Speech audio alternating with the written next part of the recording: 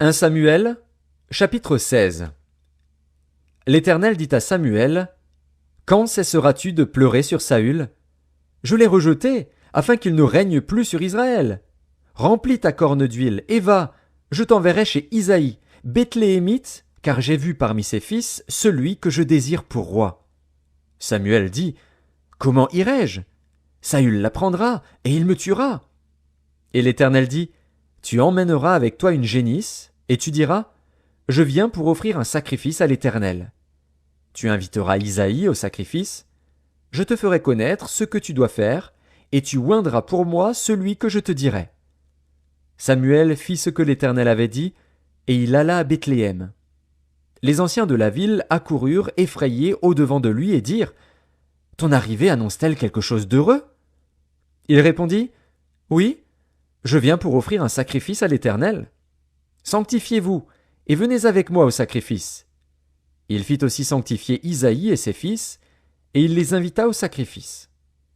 Lorsqu'ils entrèrent, il se dit, en voyant Éliab: Certainement, loin de l'Éternel est ici devant lui. Et l'Éternel dit à Samuel: Ne prends point garde à son apparence et à la hauteur de sa taille, car je l'ai rejeté. L'Éternel ne considère pas ce que l'homme considère. L'homme regarde à ce qui frappe les yeux, mais l'Éternel regarde au cœur. Isaïe appela Abinadab et le fit passer devant Samuel. Et Samuel dit: L'Éternel n'a pas non plus choisi celui-ci. Isaïe fit passer Shamma.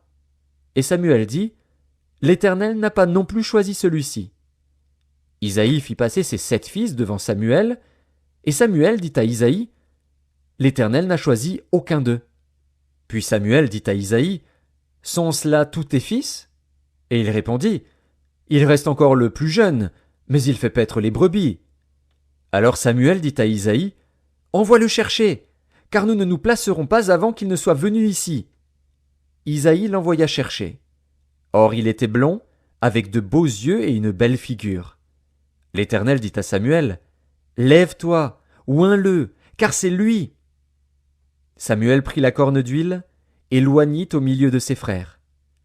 L'Esprit de l'Éternel saisit David, à partir de ce jour et dans la suite. Samuel se leva et s'en alla à Rama.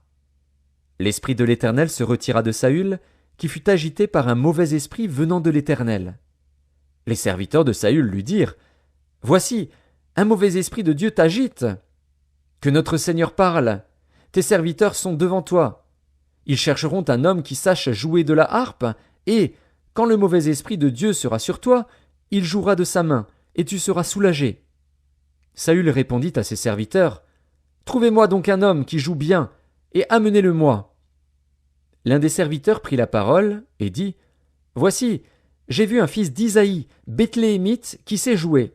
C'est aussi un homme fort et vaillant, un guerrier, parlant bien et d'une belle figure, et l'Éternel est avec lui.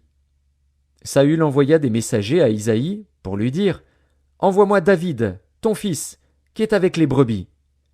Isaïe prit un âne, qu'il chargea de pain, d'une outre de vin et d'un chevreau, et il envoya ces choses à Saül par David, son fils.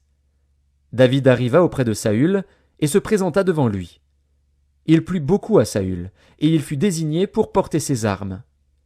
Saül fit dire à Isaïe: Je te prie de laisser David à mon service, car il a trouvé grâce à mes yeux. Et lorsque l'Esprit de Dieu était sur Saül, David prenait la harpe et jouait de sa main.